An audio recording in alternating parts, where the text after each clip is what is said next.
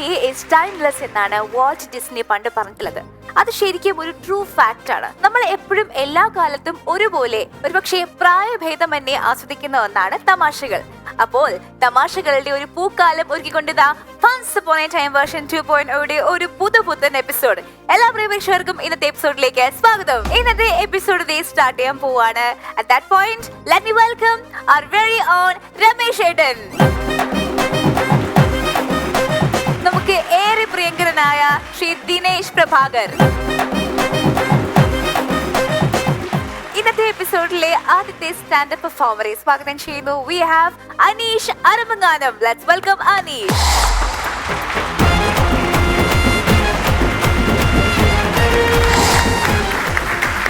Aneesh. Hi. Ramesh ഏട്ടാ. അനീഷ് കാസർഗോഡ്. നമസ്കാരം. അതെ, എന്തൊക്കെയുണ്ട് വിശേഷങ്ങൾ അനീഷ്? സുഖം. എന്തൊക്കെയോ എന്ത് വിഷയത്തെ കുറിച്ചാണ് അനീഷ് ഇന്ന് തമാശ പറയാൻ പോകുന്നത്?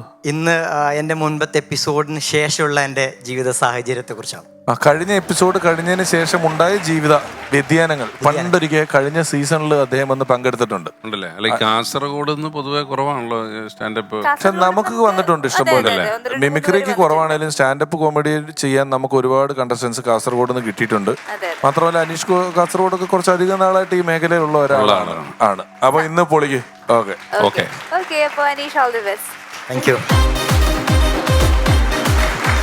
ഹായ്, ഹലോ, നമസ്കാരം. ഇത് അനീഷ് ശർമങ്ങാനം. കഴിഞ്ഞ തവണ ഞാൻ വന്നിട്ടുണ്ടായിരുന്നു കാസർഗോഡിൽ നിന്നാണ്.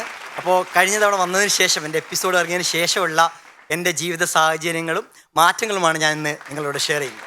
എപ്പിസോഡ് ഇറങ്ങുന്നതിന് ഒരു ദിവസം മുമ്പ് എനിക്ക് ചാനലിൽ നിന്ന് അതിൻ്റെ പോസ്റ്ററും വീഡിയോ അയച്ചു തന്നു. ഞാനത് പോസ്റ്റ് ചെയ്തില്ല, കാരണം ഒരു ദിവസം മുന്നേ അയച്ചു തന്നാൽ അപ്പോൾ എപ്പിസോഡ് ഇറങ്ങുന്ന സമയമാകുമ്പോഴത്തേക്കും ഇതിൻ്റെ ടൈം കഴിയും. 24 മണിക്കൂർ ഞാൻ സ്റ്റാറ്റസ് പോകും. അതുകൊണ്ട് ഞാൻ അത് ഒഴിവാക്കിയിട്ട് പിറ്റേ ദിവസം ഞാൻ എൻ്റെ വീട്ടുകാർക്കും കൂട്ടുകാർക്കും നാട്ടുകാർക്കും എല്ലാവർക്കും ഷെയർ ചെയ്ത് അവരവരുടെ ഫ്രണ്ട്സിനും നാട്ടുകാർക്ക് എല്ലാവർക്കും ഷെയർ ചെയ്തു.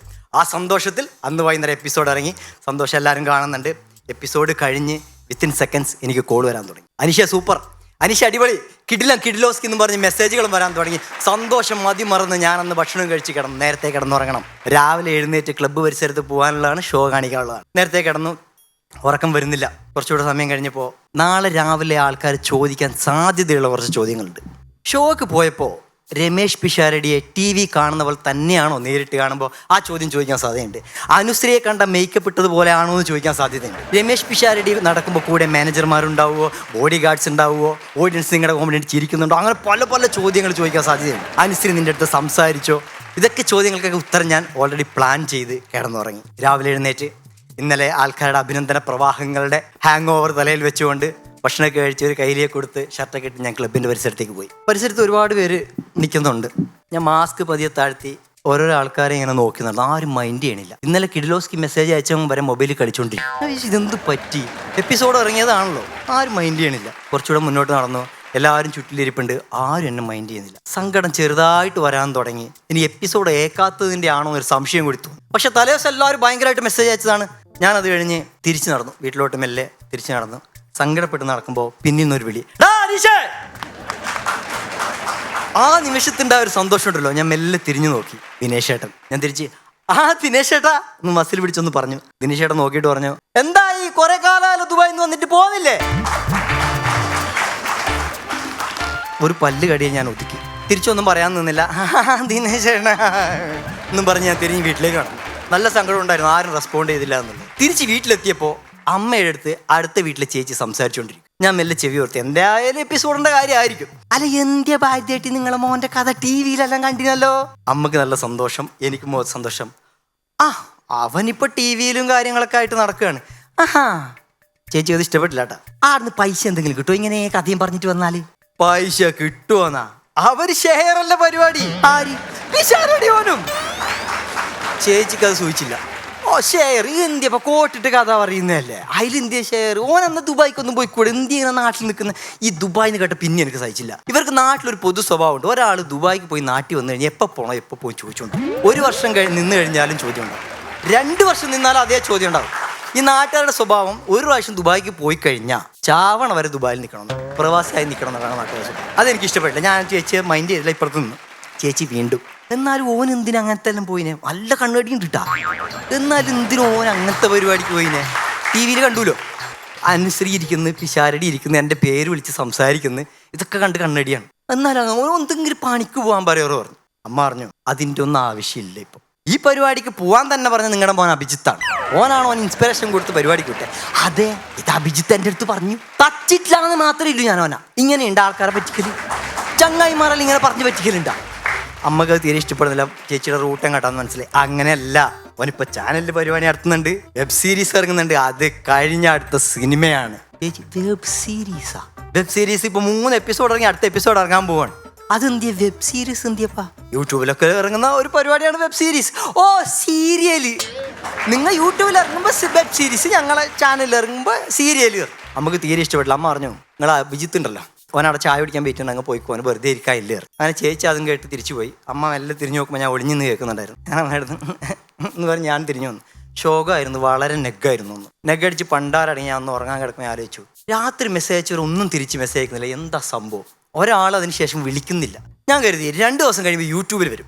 2 ദിവസം യൂട്യൂബിൽ വന്നു കഴിഞ്ഞാൽ ഒരു ഭാഗ്യം എന്ന് പറയുന്നത് ഇൻസ്റ്റാഗ്രാമിൽ ഫോളോവേഴ്സ് കൂടും, ഫേസ്ബുക്കിൽ റീൽസ് വരും, റീൽസ് ഇൻസ്റ്റാഗ്രാമിൽ വരും, ഫേസ്ബുക്കിൽ വീഡിയോ വരും.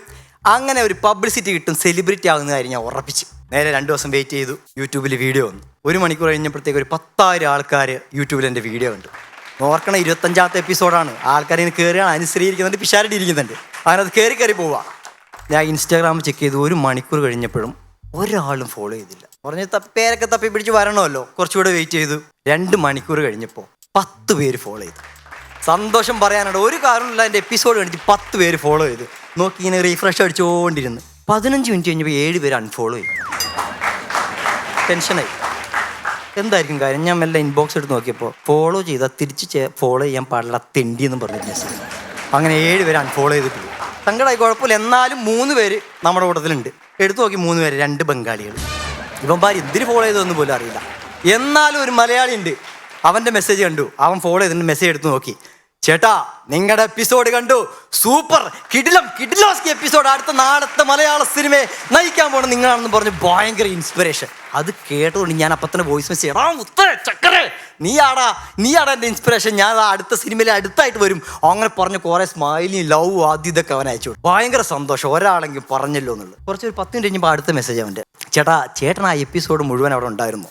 ആ ദിവസം മുഴുവൻ ഷൂട്ടിങ്ങിലുണ്ടായിരുന്നോ? കേട്ടതല്ല. ഞാൻ പറയും, മോനെ ആ എപ്പിസോഡ് മാത്രമല്ല, 2 എപ്പിസോഡ് 2 ദിവസം ഞാൻ അവിടെ അഴിഞ്ഞാടുകയായിരുന്നു. പിഷാരടി സംസാരിക്കുന്നു, അനുസരിച്ച് സംസാരിക്കുന്നു, അവരുടെ കൂടെ ഫുഡ് കഴിക്കുന്നു, ചാടി, അങ്ങനെയുള്ള കാര്യം ഞാൻ മൊത്തം അങ്ങ് വിളമ്പി കൊടുത്തു. അവൻ്റെ അടുത്ത ചോദ്യം ഇത് കേട്ടപ്പോൾ, നിങ്ങളുടെ എപ്പിസോഡിൽ 3ാമത്തെ വരി 2ാമത് വരുന്ന മഞ്ഞ ചുരിതായിട്ട് നുണക്കുഴിയിലെ ചേച്ചി ഉണ്ടല്ലോ, ആ ചേച്ചിയുടെ നമ്പർ കിട്ടാൻ വല്ല വഴിയുണ്ട്? ഈ പല്ല് കടിക്കാൻ നല്ല വേറൊരു ഓപ്ഷൻ ഇല്ല. കാരണം അവനെ അൺഫോളോ ചെയ്ത് കഴിഞ്ഞാൽ ആ ഫോളോ എനിക്ക് നഷ്ടപ്പെട്ടു. അതുകൊണ്ട് അൺഫോളോ ചെയ്യാൻ പോയില്ല. ഞാൻ ഒന്നും മിണ്ടിയില്ല. നോക്കട്ടെടാന്നും പറഞ്ഞു വന്നു. ഞാൻ പറയും, യൂട്യൂബിൽ കുറേ കമൻറ്റ് ഇട്ടേട്ടാ ആ ചേച്ചി ആരാന്ന് പറഞ്ഞിട്ട്, ആരാന്ന് അറിഞ്ഞൂടാ, അതുകൊണ്ടാന്ന് പറഞ്ഞു. അപ്പോൾ കുഴപ്പമില്ല, ഞാൻ നോക്കിയെടുക്കാമെന്ന് പറഞ്ഞാൽ അത് വിട്ട്. പിന്നെ നമ്മുടെ രക്ഷ ഫേസ്ബുക്കായിരുന്നു. ഫേസ്ബുക്കിൽ വീഡിയോ വന്ന് മില്യൺസൊക്കെ ആൾക്കാർ കാണുന്നുണ്ട്. കമൻറ്റുകളുടെ എണ്ണം കുറവാണ്, എന്നാലും നല്ല കമൻറ്റുകളൊന്നും കാണുന്നില്ല. കാരണം പൊതുവേ വൺസ് അപ്പോൺ ടൈമിൻ്റെ വീഡിയോസൊക്കെ വന്ന ഭയങ്കര വ്യൂയും ഭയങ്കര ലൈക്കും കമൻറ്റ്. എൻ്റെ മാത്രം എന്തൊരു ഷോക്കെന്ന് എനിക്ക് മനസ്സിലാവണില്ല. കുഴപ്പമില്ല എന്ന് പറഞ്ഞാൽ ഫേസ്ബുക്ക് വിട്ട് വീണ്ടും തിരിച്ച് ഇൻസ്റ്റാഗ്രാമിൽ ഒന്ന് നോക്കിയപ്പോൾ ഒരുപാട് ആൾക്കാർ കാണുന്നുണ്ട്, നല്ല നല്ല കമൻറ്റുകൾ. ഇൻസ്റ്റാഗ്രാമിൽ കുറേ ലവും കമൻറ്റ്സൊക്കെ. അപ്പോൾ ഞാൻ ആരോ പറഞ്ഞ കാര്യം ഓർത്തു, ഫേസ്ബുക്കിൽ അമ്മമാരുടെ എണ്ണം കൂടുതലാണ്, ഇൻസ്റ്റാഗ്രാമിൽ നമ്മളെപ്പോലെ ന്യൂജനാണെന്നുള്ളൊരു കാര്യം ഞാൻ ഓർത്തു. സത്യമായിട്ട് അങ്ങനെ ഒരു സാധ്യത ഉണ്ട്.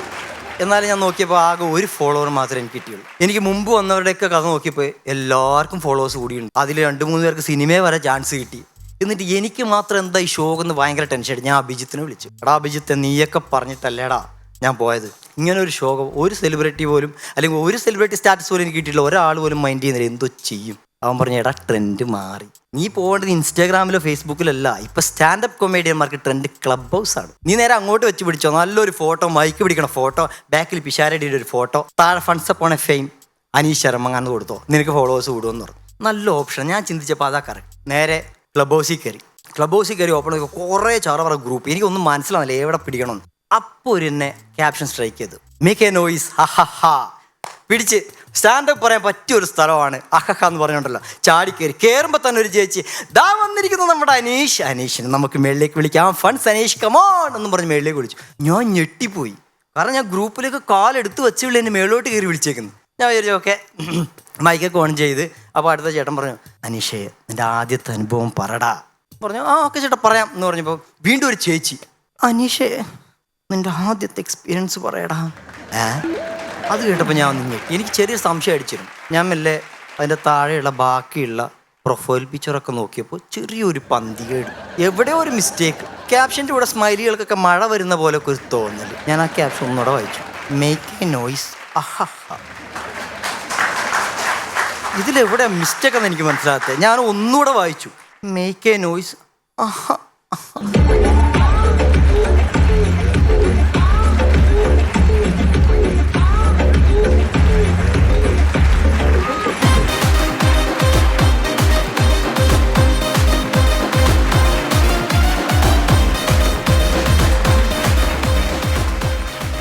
അനീഷ് കലക്കി. നല്ല എനർജറ്റിക് പെർഫോമൻസ് ആയിരുന്നു അല്ലേ രമേശ് ചേട്ടാ? അനീഷ് അത് കൊണ്ട് കെട്ടിയത് അവസാനം ഇതിനെ നമ്മൾ ഒരിടത്ത് കൊണ്ട് കെട്ടുമല്ലോ, അത് ഗംഭീരമായിട്ടാണ് അതിനെ കൊണ്ട് കെട്ടിയത് കേട്ടോ. ഇപ്പോ അതുപോലെ തന്നെ നീ ആ ലാസ്റ്റത്തെ കൊണ്ട് കെട്ടിയിട്ട് അവിടെ ഒരു ശബ്ദം കാണുന്നില്ല, അത് എന്ത് ശബ്ദമായിരുന്നു? അത് ശരിക്കും ആദ്യം ഒന്ന് വായിച്ചത് അതെന്തായിരുന്നു? മേക്ക് എ നോയ്സ് അഹ. ആ അത് അവസാനം എന്തായി? Make a noise. ഞങ്ങള് 2-3 സുഹൃത്തുക്കളൂടെ ടൂർ പോകാൻ തീരുമാനിച്ചു. ഇതിലൊരു കൂട്ടുകാരൻ അടിമാലി സ്വദേശിയാണ്. അപ്പൊ എറണാകുളത്തു നിന്നാണ് ഈ ടൂർ പുറപ്പെടുന്നത്. ഇവൻ അടിമാലിയിൽ നിന്നും തലേന്നെത്തി ഇവന്റെ ഒരു വളരെ വേണ്ടപ്പെട്ട ഒരു സുഹൃത്തിന്റെ വീട്ടിൽ പോയി. ഇവര് 4 പേരോട് ഒരു കാറിനാണ് ടൂർ പോകുന്നത്. അപ്പൊ സുഹൃത്തിന്റെ വീട്ടിലെത്തി സുഹൃത്ത് ഇവന് കിടക്കാൻ ഒരു മുറി കാണിച്ചു കൊടുത്തു, വാതിലൊക്കെ അടച്ചു, കിടന്നു. രാത്രി ഒരു 12:30-1 മണിയായപ്പം അപ്പുറത്തെ റൂമിൽ നിന്ന് എന്നൊരു ശബ്ദം കേട്ടു. ഇവൻ എണീറ്റ്, ഇതെന്താന്നറിയത്തില്ലല്ലോ. കുറഞ്ഞപ്പോ വീണ്ടും എന്നൊരു ശബ്ദം കേട്ടു. അപ്പൊ ഇവന് വീണ്ടും, എന്നാൽ ഇത് കൂട്ടുകാരന്റെ വീടാണ്, ഒരുപാട് പ്രശ്നങ്ങളുണ്ട്, അങ്ങനെ ഒന്നും ചിന്തിക്കാൻ പാടില്ല. ഇവൻ വീണ്ടും തലേണ മുഖം അമർത്തി കമന്ന് തിരിഞ്ഞു കിടന്നു. ഇനി ഒന്നും കേൾക്കരുതെന്ന് ഓർത്ത് ചെവി പൊത്തി കിടക്കുമ്പോഴത്തേക്ക് ഈ ശബ്ദം കൂടി വലിയ തോതിലുള്ള ശബ്ദമായി. ഇവൻ എല്ലാം കേൾക്കാത്ത ഭാവത്തിൽ ദൈവങ്ങളെ വിളിച്ച് എല്ലാം ഇവൻ ഇങ്ങനെ അവന്റെ ഒരു സർവ്വ കൺട്രോളുകളും പിടിച്ച് ഇവൻ കുനിഞ്ഞ് കമന്ന് കിടന്നു. ഒരു 7 മണിയായപ്പം ഇവന്റെ കൂട്ടുകാരൻ വാതിൽ പതുക്കെ കൊട്ടി തുറന്നു. ഇവൻ എണീറ്റപ്പോൾ അവൻ പറഞ്ഞു, ടൂർ പോക്ക് നടക്കില്ല. എന്താ? മുത്തശ്ശിക്ക് ആസ്മ കൂടി മരിച്ചു എന്ന്. Very good, all the best. Okay, all the best. മറ്റൊരു രസികൻ സ്റ്റാൻഡപ്പ് പെർഫോമൻസുമായിട്ട് വരുന്നു വിനോഷ് നന്മ.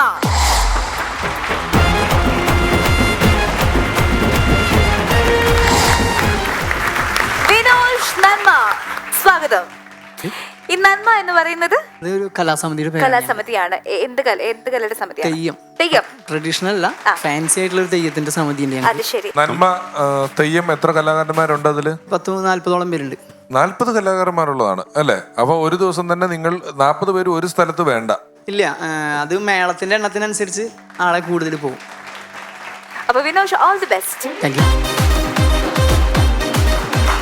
തൃശ്ശൂര് പൂരം കണ്ടിട്ടുള്ളൊരു മഹിമ, എടുത്തു പാടണം എൻ്റെ ലക്ഷ്മി കുട്ടി പുതുമ. ഒട്ടേറെ പുതുമകളുള്ള ഉത്സവങ്ങളുടെ നാടായ നമ്മുടെ സ്വന്തം തൃശ്ശൂരിലെ വെളപ്പായിൽ നിന്നാണ് ഞാൻ വരുന്നത്. എൻ്റെ പേര് വിനോഷ് നന്മ. ഞാൻ പണ്ട് മുഖം വെളുപ്പിക്കുന്ന ജെൻസ് ബ്യൂട്ടീഷ്യനായിരുന്നു. ഇപ്പം ഞാൻ വീട് വെളുപ്പിക്കുന്ന ഹൗസ് ബ്യൂട്ടീഷ്യനാണ്. ജനിച്ചത് വെളപ്പായിലാണെങ്കിലും ഞാനിപ്പോൾ വളർന്നതെല്ലാം കൊള്ളന്നൂർ എന്ന് പറയുന്ന നാട്ടിലാണ്. കൊള്ളന്നൂരിനെ കുറിച്ച് പറയുകയാണെന്ന് വെച്ച് കഴിഞ്ഞാൽ അവിടെ എല്ലാ വീടുകളിലും കലാകാരന്മാരാണ്. അതിനൊരു കാരണം, ആ കൊള്ളന്നൂരിൽ ഒരു സുബ്രേട്ടനുണ്ട്. പുള്ളി എന്താണെന്ന് വെച്ച് കഴിഞ്ഞാൽ എന്ത് പ്രോഗ്രാം വന്നാലും എടുക്കും. സുബ്രേട്ട ഒരു കാളകളി, ഒരു ശിങ്കാരിമേളം എടുക്കാം, അങ്ങനെ എല്ലാ പ്രോഗ്രാമും എടുക്കുന്ന ഒരാളാണ് സുബ്രേട്ടൻ. അങ്ങനെ പ്രോഗ്രാം എടുക്കുക, അവിടെയുള്ള ആൾക്കാരിനൊക്കെ കൊണ്ടുപോയി പ്രോഗ്രാം ചെയ്യും. അങ്ങനെ ഈ സുബ്രേട്ടൻ ഒരു ശിവത്താണ്ഡവം ദേവനൃത്തം എന്ന് പറഞ്ഞൊരു പരിപാടി എടുത്തു. അപ്പോൾ പോകും വഴിക്ക് എന്നോട് ചോദിച്ചു, ഞാൻ സ്കൂളിൽ പഠിക്കുന്ന സമയമാണ്, പോരുന്നുണ്ടാന്ന് ചോദിച്ചു. പോകാന്ന് പറഞ്ഞു. അങ്ങനെ ഞാൻ പ്രോഗ്രാമിന് പോയി. അവിടെ ചെന്ന് അപ്പോൾ പുള്ളി ഈ പാൻ സ്റ്റിക്കൊക്കെ എടുത്ത് ഇങ്ങനെ കയ്യിൽ തിരുമ്പി മേക്കപ്പ് ചെയ്തുകൊണ്ടിരിക്കുക ഭദ്രകാളിക്ക്. അപ്പം എന്നോട് പറഞ്ഞു, അതിൽ ആ കളർ എടുത്തിട്ട് നീ ആ നാരദനൊന്നും മേക്കപ്പ് ഇടാമെന്നാണ്. അങ്ങനെ ഞാൻ കളർ എടുത്ത് മേക്കപ്പ് ചെയ്യാൻ തുടങ്ങിയപ്പോൾ എന്നോട് പറഞ്ഞു, വെറുതെ ഷർട്ടിലാക്കണ്ട, അത് ഊരി വെച്ചോ. അപ്പോൾ എനിക്കും തോന്നി അവിടെ അത്യാവശ്യം കാണാൻ ആൾക്കാരൊക്കെ വന്നിട്ടുണ്ട്, അപ്പോൾ ഷർട്ട് നശിപ്പിക്കാനുള്ള ഞാൻ ഷർട്ട് ഊരി വെച്ചു. ഞാൻ ഈ മേക്കപ്പ് ഒക്കെ ചെയ്തുകൊണ്ടിരിക്കുമ്പോൾ പുള്ളി എൻ്റെ ബാക്കിൽ വന്നിട്ട് പറഞ്ഞു, വിനോഷേ എന്ന് വിളിച്ചു. അപ്പോൾ ഞാൻ ഇങ്ങനെ തിരിഞ്ഞ് നോക്കിയ ഉടനെ ആ കൈ കൊണ്ട് വേഗം എൻ്റെ മുഖത്ത് ഇങ്ങനെ ഒറ്റടി ആ കളറൊക്കെ അടിച്ചിട്ട് അടിച്ചുകൊണ്ടിരിക്കുമ്പോൾ എന്നോട് പറയാണ്, അതേ കൃഷ്ണൻ കെട്ടാളെ ആള് വന്നിട്ടില്ല, ഇന്ന് നീയാണ് കേട്ടോ കൃഷ്ണൻ. അപ്പൊ ഒന്ന് ആലോചിച്ച് നോക്കുക, എൻ്റെ ഈ മുഖം, ഈ ഗോമാങ്ങ പോലുള്ള മുഖം വെച്ച് ഞാൻ അന്നൊരു കൃഷ്ണനായി.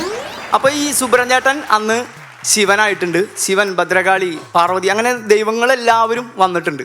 പ്രോഗ്രാം തുടങ്ങി, ഒരു ക്ലൈമാക്സ് ഘട്ടത്തിലെത്തി. അപ്പൊ ശിവൻ നല്ല താണ്ഡവ നൃത്തം ഇങ്ങനെ ആടിക്കൊണ്ടിരിക്കുന്ന സമയത്ത് ഈ പുള്ളിയുടെ ഇവിടെ പുലിത്തോൽ എടുത്തിട്ടുണ്ടെന്ന് അഴിഞ്ഞു പോയി. ഇത് ആളൊഴുകി ബാക്കി എല്ലാവരും അറിഞ്ഞു. എല്ലാവരും ഫൺസ് അപ്പോൺ ടൈം പ്രോഗ്രാം കണ്ട പോലെ ഇരുന്ന് ചിരിച്ചുകൊണ്ടിരിക്കുക പ്രോഗ്രാം. അപ്പോൾ ഞങ്ങൾ ഇതെങ്ങനെയാണ് ആളെ അറിയിക്കാൻ ഒരു വഴിയില്ല. അപ്പോൾ ആൾ എൻ്റെ മുഖത്തേക്ക് ഇങ്ങനെ ഇടയ്ക്ക് നോക്കിയിട്ട് പൊളിയല്ലേ എന്നുള്ള രീതിയിൽ ഇങ്ങനെ സ്റ്റെപ്പ് കാണിച്ചിട്ട് ഇങ്ങനെ നോക്കും. അപ്പോൾ ഞാൻ നോക്കുമ്പോൾ ബേട്ടാ മുണ്ട് എന്ന് പറയും. ഇന്നസെൻറ്റിനോട് പറഞ്ഞാൽ മുണ്ട് എന്ന് പറയുമ്പോൾ ആള് തരം സൂപ്പർ എന്നാ. അപ്പോൾ ആള് വീണ്ടും ആളൊന്ന് കളിച്ചു, ഒരു റൗണ്ട് കൂടെ ഒക്കെ തിരിഞ്ഞു വന്നിട്ട് എന്നെ നോക്കും ഓക്കെ അല്ലേ എന്നുള്ള രീതിയിൽ. അപ്പോൾ ഞാൻ പറയും മുണ്ട്. രണ്ടാമത് പറഞ്ഞപ്പോൾ ആള് വിചാരിച്ചു സൂപ്പർ എന്ന് തന്നെയാണ് പറയണത്. വീണ്ടും കളിക്കുന്ന ഞങ്ങൾക്കാണെങ്കിൽ സീൻ ഞങ്ങളുടെ അല്ലാത്തതുകൊണ്ട് ആർക്കും അങ്ങോട്ട് ചെല്ലാനും പറ്റില്ല. കാരണം ഭദ്രകാളിയുടെ അടുത്തേക്ക് ചെല്ലേണ്ട ഒരു സീനാണ് ഇനി. ആ നേരത്ത് ഞങ്ങൾക്ക് പോകാൻ പറ്റില്ല. ഭദ്രകാളിക്ക് കാര്യം മനസ്സിലായി, പെട്ടു എന്നുള്ളത്. ഭദ്രകാളി അങ്ങോട്ട് തുള്ളിയിട്ട് വന്ന് ഈ ശൂലം കൊണ്ട് ഈ പുലിത്തോളിൽ പൊക്കിയിട്ട് ഇങ്ങനെ പിടിച്ചു. അതുവരെ ഇങ്ങനെ കളിച്ചിട്ട് ഒരു സ്റ്റില്ല് വന്ന് നിൽക്കുകയാണ് ശിവൻ. ഇങ്ങനെ വന്ന് നിന്ന നേരത്ത് ഈ പുലിത്തോലിമിക്ക് നോക്കിയിട്ട് നേരെ താഴത്തേക്കാണ് നോക്കി.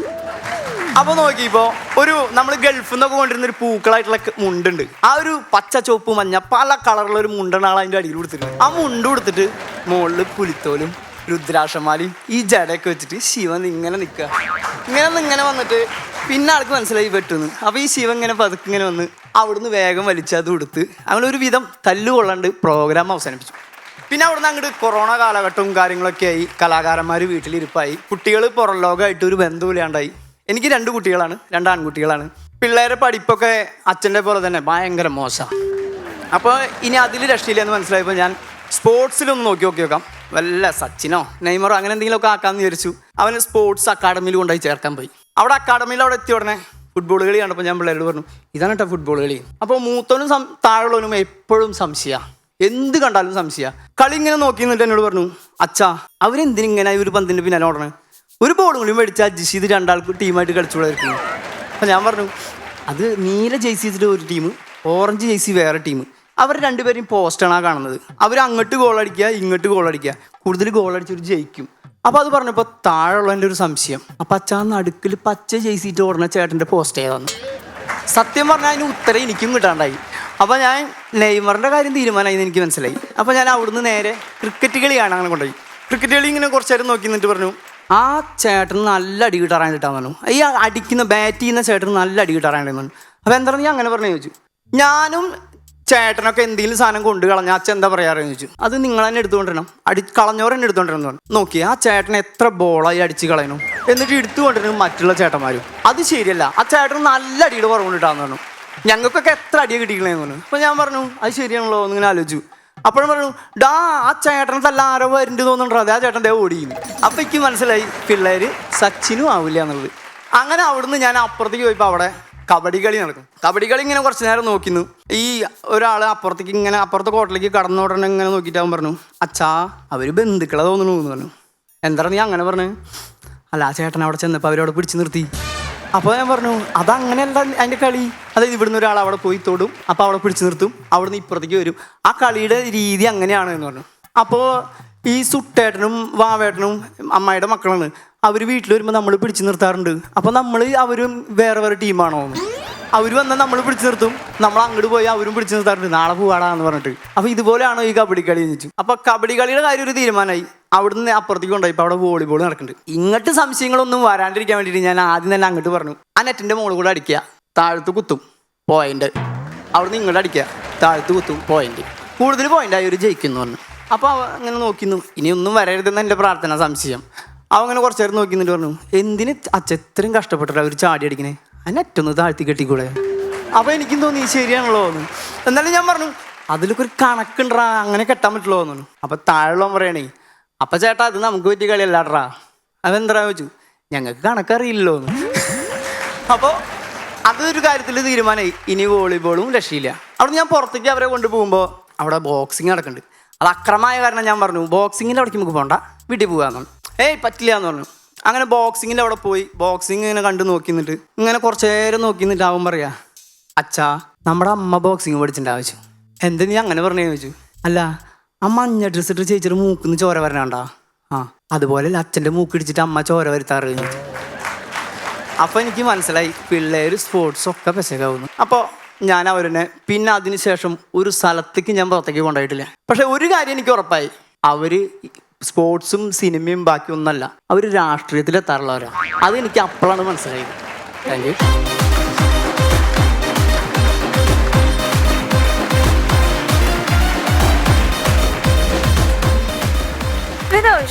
സൂപ്പർ പെർഫോമൻസ് ആയിരുന്നു. നന്നായിരുന്നു. നമുക്ക് ചേട്ടന്മാരോട് ചോദിക്കാം അവരുടെ അഭിപ്രായം എന്താന്നുള്ളത്.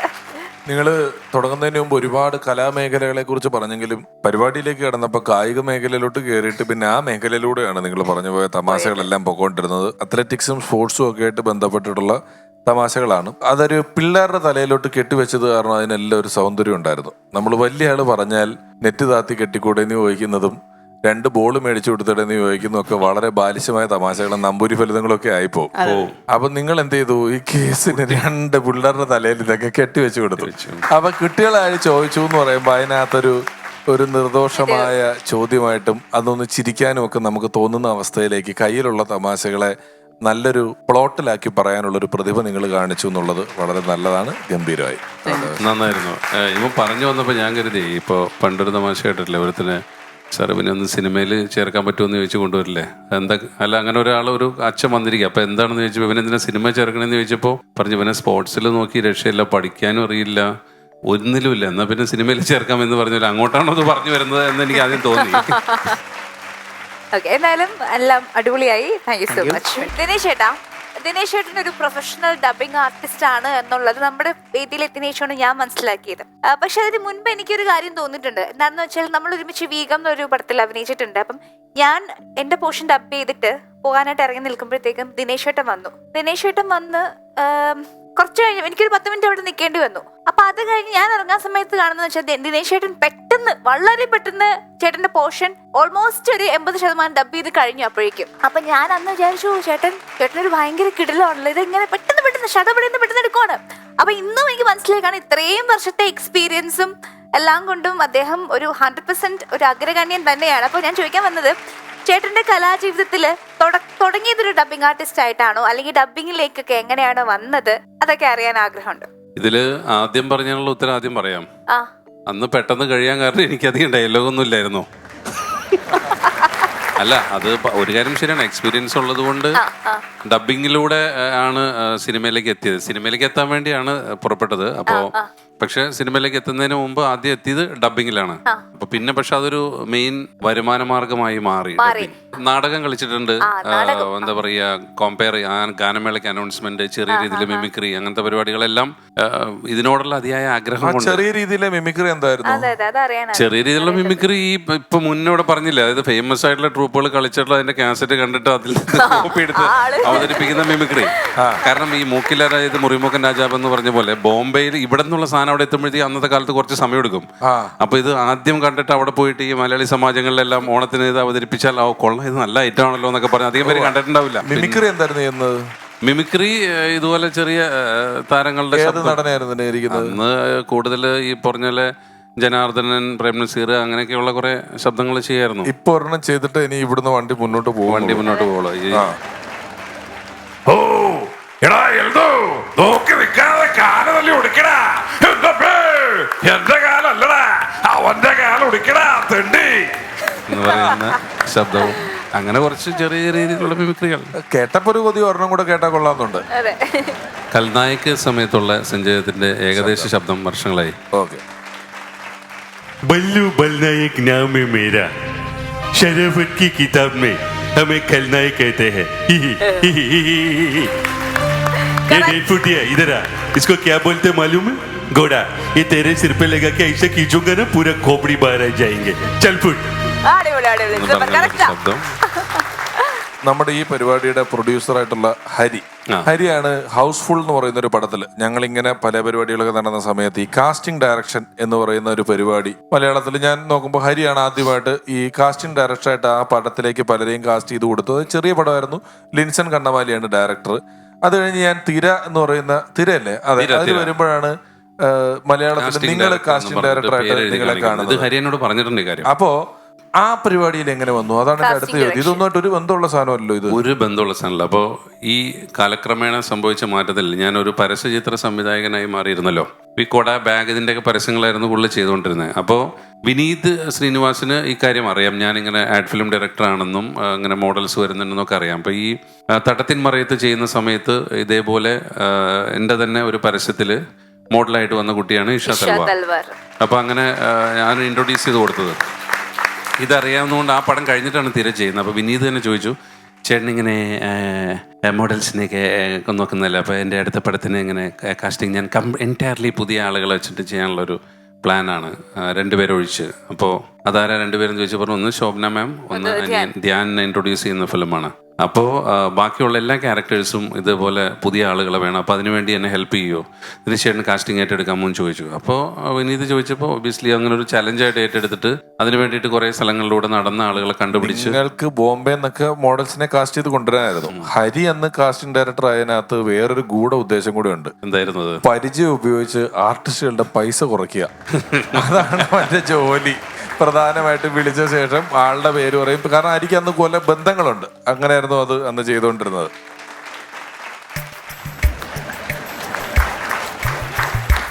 നമസ്കാരം. നമസ്കാരം.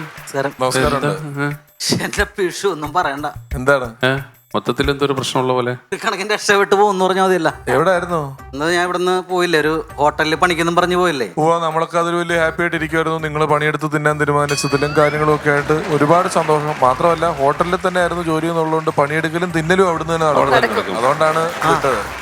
അല്ലെ പക്ഷെ ഞാൻ ഓർക്കണേ, പിഷു ഒക്കെ എത്രയോ നല്ലവനാണ് ഞാൻ ഓർക്കണേ. അത് വെച്ച് നോക്കുമ്പോ അല്ലേ ഇപ്പൊ മനസ്സിലായേ? ശരിക്കും ഞാൻ സത്യം പറയട്ടെ, ഞാൻ അവിടെ ചെന്നാ മുതലാളിയില്ല, കടറ മുതലാളി, അയാൾ എന്നെ അവിടെ ചെയ്യാത്ത അക്രമങ്ങളില്ല. എന്നെ കൊണ്ട് പണിയെടുപ്പിക്കുക, പാത്രം തേച്ച് കഴിക്കുക, പുട്ടുണ്ടാക്കുക, പൊഞ്ചുടിക്കും, നട്ടു പൊടിച്ചയാള്. പിന്നെ ഹോട്ടലിൽ അതൊക്കെ അല്ലാണ്ട് ഹോട്ടലിൽ പാരടി എഴുതി പാടി ജീവിക്കാൻ പറ്റുമോ? അല്ല ഞാൻ ഓർക്കാണ്, അത്രയൊക്കെ അക്രമം ചെയ്യണ ആ ചെറ്റനേക്കാളും ഒക്കെ എത്രയോ നല്ലവനാണ് പിഷാരടി. ആ എന്താണ് ഹോട്ടലിൽ എന്താ പ്രശ്നം ഉണ്ടായത്? ഹോട്ടലിലെ പ്രശ്നം ഞാൻ പറയാം, അതിലേട്ടാ വന്നത്. ജൂണ് മാസോണ് കയ്യിലഞ്ച് പൈസയില്ലാല, ജൂണ് മാസോണ് കയ്യിലഞ്ച് പൈസയില്ലാല, മുതലാളിയാകെ മോശം മീശ കൊണ്ടു വാശിലേശം, മുതലാളിയാകെ മോശം ധൃതിയാണ് ആകെ പണിയ, ജൂണ് മാസോണ് കയ്യിലഞ്ച് പൈസയില്ലാല ഇല്ലാല, മുതലാളിയാ ചമഞ്ഞൊരാ എൻ്റെ ചായക്കടയുടെ അടുക്കളപ്പടി കയറി വന്നൊരാ,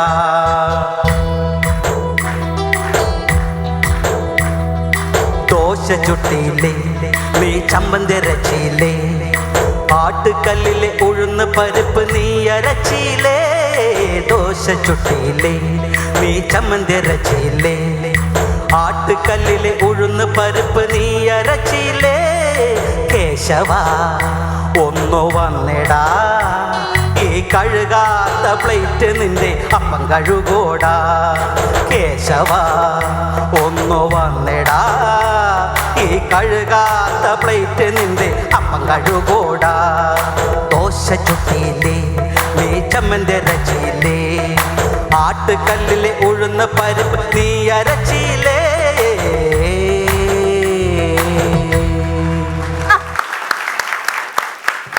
ഇത് അരച്ചിട്ടുണ്ടെന്ന് തോന്നുന്നു കേട്ടോ, ആക്ഷനെ കണ്ടിട്ട്. നല്ലോണം ചെയ്തിട്ടുണ്ട്. അത്രയും എന്നെ അവിടെ ഇട്ട പുള്ളി കഷ്ടപ്പെടുത്തി. ഏറ്റവും നല്ലത് പിഷാരടി തന്നെ. ഞാൻ ഇവിടെ കഴിഞ്ഞോളാം. അയ്യോ Once Upon a Time version 2.0 excellence award സെഗ്മെന്റിലേക്കാണ് നമ്മൾ പോകുന്നത്. ഈ സെഗ്മെന്റിൽ നമ്മുടെ അതിഥി എത്തിയിരിക്കുന്ന താരം ശ്രീ ആലപ്പി ഗോപകുമാർ.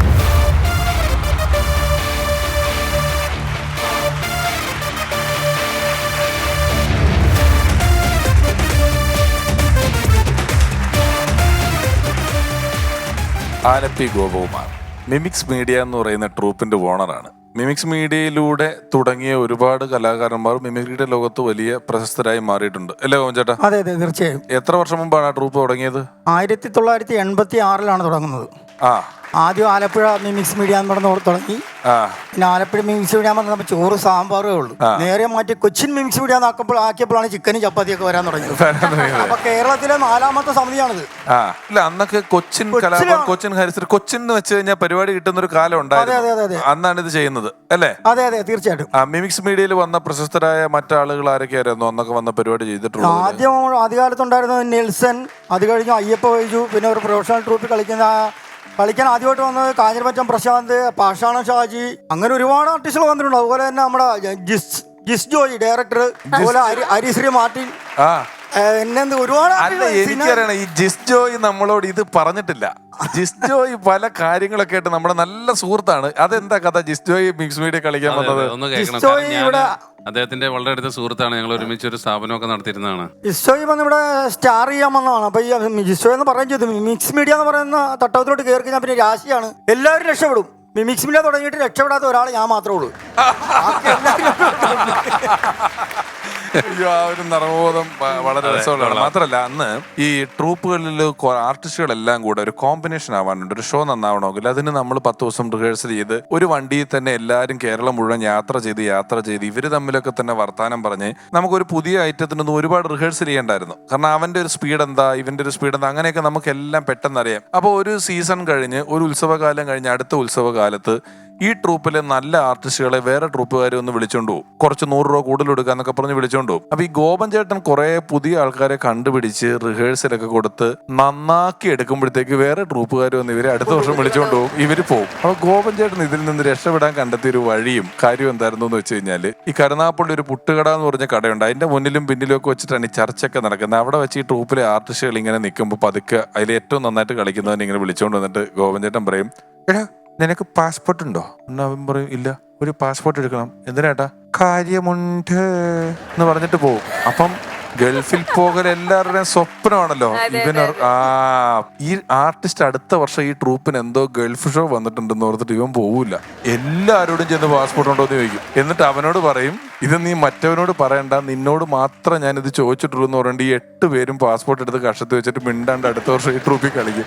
അങ്ങനെ പാസ്പോർട്ട് ഉണ്ടോ എന്ന് ചോദിച്ച ആൾക്കാരെ 3 വർഷം വരെ ഒരു ട്രോഫി കളിപ്പിച്ച ആളാണ് ഈ ഗോപൻ ചേട്ടൻ.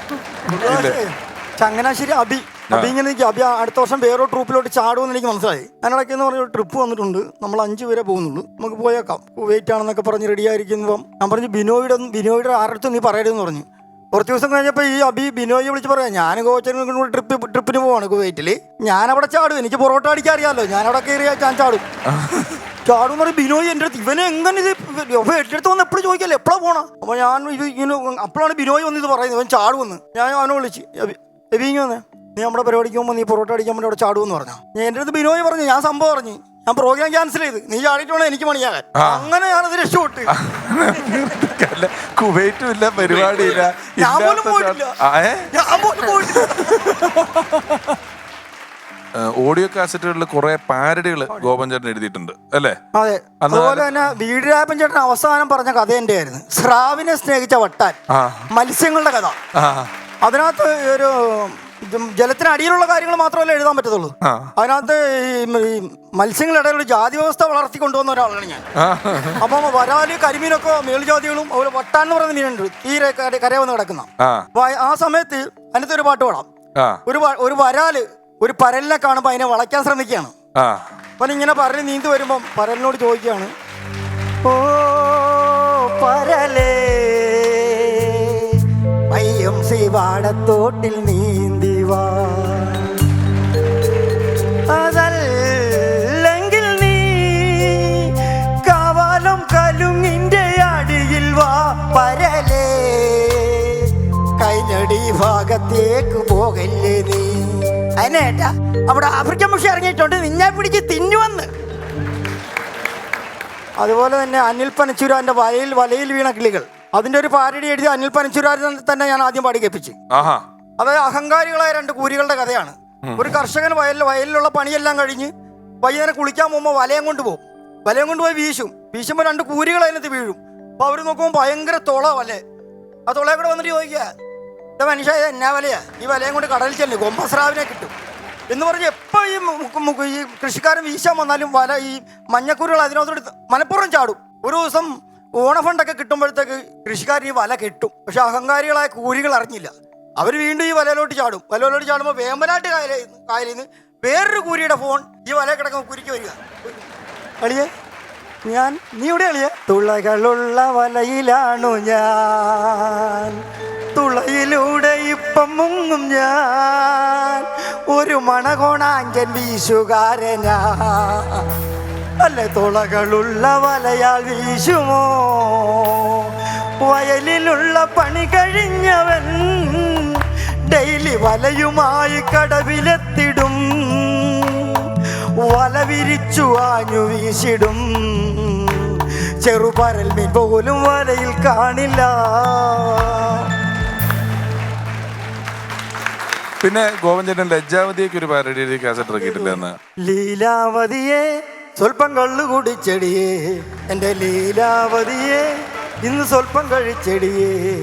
നാടൻ കള്ളോ മുന്തിരിക്കള്ളോ റമ്മോ നല്ല വാറ്റോ കൊട്ടുപടിയോ അന്നമ്മയൊക്കെയോ കല്ലുവാതിക്കല്ല കള്ളോ അടാതൊന്നു നിന്നാട്ടെ തൊട്ടാൽ വീഴും കെട്ടിയോനെ. കഞ്ഞിക്ക് കാശിനെ കുത്തിപ്പിടിച്ചപ്പോ റോജാ പാക്കും പേടിയും. കഞ്ഞിക്ക് കാശില്ലാത്തവനെ കുത്തിപ്പിടിച്ചപ്പോ റോജാപ്പാക്കും പീടിയും. നമ്മുടെ വണ്ടിയുടെ മോളിൽ ഈ സ്പീക്കറൊക്കെ വെച്ച് കെട്ടിക്കൊണ്ട് ചില അമ്പലങ്ങൾ ഉൾപ്രദേശത്തോട്ട് നമ്മൾ കയറി കഴിഞ്ഞാല് മോളിലുള്ള കേബിളുകൾ ഇതുകൊണ്ട് പൊട്ടിപ്പോവും. ഇത് പൊട്ടിക്കഴിഞ്ഞാൽ നാട്ടുകാർ നമ്മളെ ചീത്ത വിളിക്കും. നമ്മൾ പുറം നാട്ടിൽ നിന്ന് പോകാതാണല്ലോ. അപ്പൊ ഞാനൊക്കെയാണ് ട്രൂപ്പിന്റെ വണ്ടിയുടെ മേളിൽ കയറിയിരുന്നിട്ട് ഈ കേബിള് തലവഴി ആക്കി വിടുക എന്ന് പറയുന്ന പരിപാടി, വഴി കാണിക്കലൊക്കെ ഉണ്ട്. അപ്പൊ പൊക്കി വിടലൊക്കെ.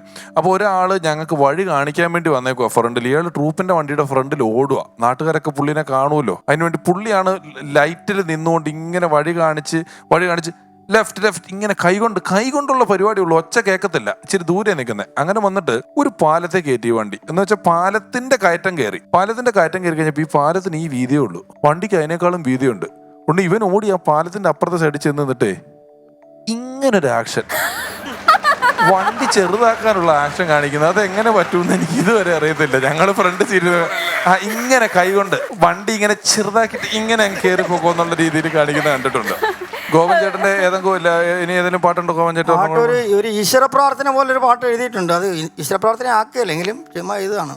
ഉലകത്തിൽ മണ്ടന്മാർ മന്ത്രിയായി വാഴും, നരകത്തിൽ പോയാലോ ഇതിനേക്കാൾ ഭേദം. മന്ത്രിമാരും കുറെ ശിങ്കിടികളും കൂടി വിദ്യാഭ്യാസ രംഗം കുട്ടിച്ചോറാക്കി. വിദ്യാഭ്യാസ മന്ത്രി അഭ്യാസം കാട്ടിയപ്പോൾ അഭ്യസ്ത വിദ്യർക്കോ തൊഴിലില്ലാണ്ടായി. വിദ്യയറിയാത്തോൻ അധ്യാപകനായപ്പോ പഠിക്കുന്ന കുട്ടിക്കോ വെളിവില്ലാണ്ടായി. അതുപോലെ തന്നെ ഞാൻ എഴുതിയതിൽ ഏറ്റവും ഹിറ്റ് സാധനം ഡിപ്ലോമ എന്ന് പറയുന്ന ഡ്രാമ. അത് നമ്മൾ കേരളത്തിൽ എല്ലാ ട്രൂപ്പിലും കളിക്കുന്നുണ്ട്. എൻ്റെ മാത്രമുള്ള CD ഇല്ലാത്ത, ബാക്കി എല്ലാവരും ഉണ്ട്. അതുപോലെ ശാകുന്തളം, അത് ഗിന്നസ് മാനവിന് വേണ്ടി സിംഗപ്പൂർ പോകാൻ വേണ്ടി എഴുതിയ അതിനകത്തൊരു പാട്ട്, നല്ല പാട്ട്. അത് ഷാട്ടിക്ക് അറിയാം. അത് അതായത് ദുഷ്യന്തൻ കണ്വാസമത്തിൽ ചെന്നതിന് ശേഷം ശകുന്തള കണ്ടു കഴിഞ്ഞപ്പം ആ പാട് പരവശനായിട്ട് പാടുന്നൊരു പാട്ട്. കാട് കാണാൻ വന്ന നിന്നെ ഞാൻ കണ്ടപ്പോൾ എല്ലാം മറന്നു ഞാൻ നിന്നു പെണ്ണേ. കണ്ണാശ്രമത്തിലെ പെണ്ണെ നിന്നെ കണ്ട് കൺട്രോള് തെറ്റി ഞാൻ നിന്നു പെണ്ണെ. പലതും പറഞ്ഞെന്നെ പറ്റിക്കല്ലേ, കാര്യം കഴിഞ്ഞെന്നെ ഒഴിവാക്കല്ലേ. കാര്യം കഴിഞ്ഞ് ഞാൻ ഒഴിവാക്കില്ല, പക്ഷെ കാര്യം നടക്കാതെ പോകത്തില്ല. ഗോപചേട്ടാ, എന്നെ സംബന്ധിച്ച് ഞാൻ കുറെ പുതിയ പാരഡി ഗാനങ്ങൾ കേട്ടു. പണ്ടൊരു കാലത്തൊക്കെ ഹിറ്റ് ആയിരുന്നിരിക്കാം, പക്ഷെ ഞാൻ ആദ്യമായിട്ടാണ് കേൾക്കുന്നത്. എല്ലാം തന്നെ രസികൻ പാട്ടുകളായിരുന്നു. And thank you so much. നമ്മുടെ ഈ വേദിയിൽ എത്തിയതിൽ ഞങ്ങളുടെ നന്ദി അറിയിക്കുകയാണ്. ഒപ്പം ഞങ്ങളുടെ ഒരു സ്നേഹാദരവും ഏറ്റുവാങ്ങണം. അത് അദ്ദേഹത്തിന് നൽകാനായിട്ട് ഞാൻ ദിനേശ് ചേട്ടനെയും രമേശ് ചേട്ടനെയും സ്റ്റേജിലേക്ക് ക്ഷണിക്കുന്നു, പ്ലീസ്.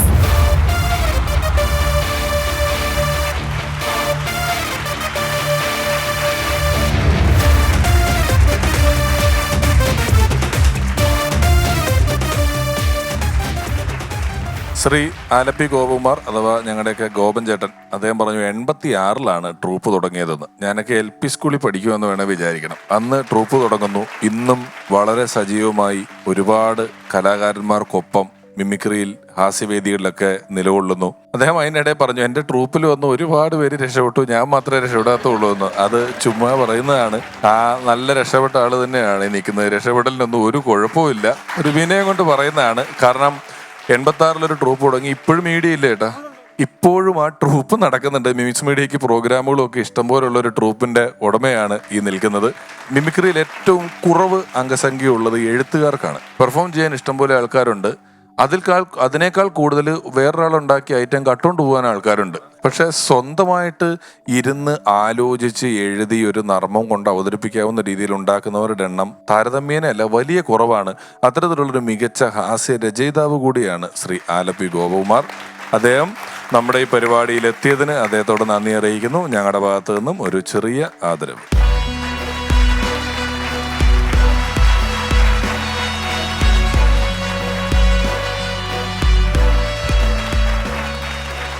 തൃശ്ശൂരിൽ നിന്നും വിനോഷ്, കാസർഗോഡ് നിന്നും അനീഷ്, ഇവർ രണ്ടുപേരുമാണ് ഇന്ന് പെർഫോം ചെയ്തത്. ഇവരിൽ ആരാണ് ദി ബെസ്റ്റ് പെർഫോമർ നോക്കാം. ഇരുവരെയും വേദിയിലേക്ക് സ്വാഗതം ചെയ്യുന്നു. വെൽക്കം ദ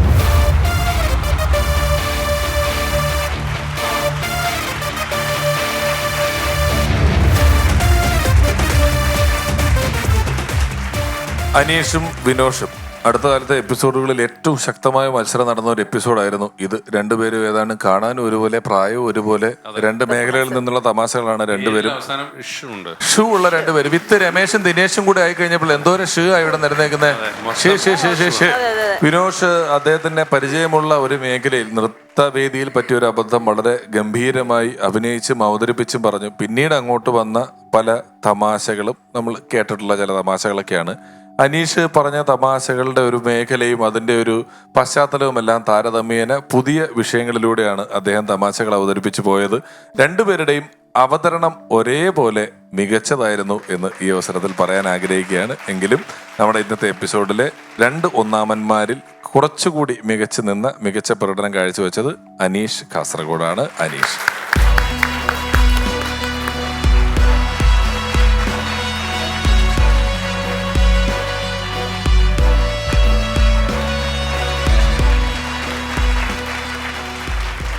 എലിൻസ് പൊങ്ങണങ്കാട് തൃശ്ശൂരിലെ MBA സ്റ്റുഡൻസ് ആയിരുന്നു നമുക്ക് സ്ട്രോങ് സപ്പോർട്ടായിട്ട് കൂടെ ഉണ്ടായിരുന്നത്. Thank you so much.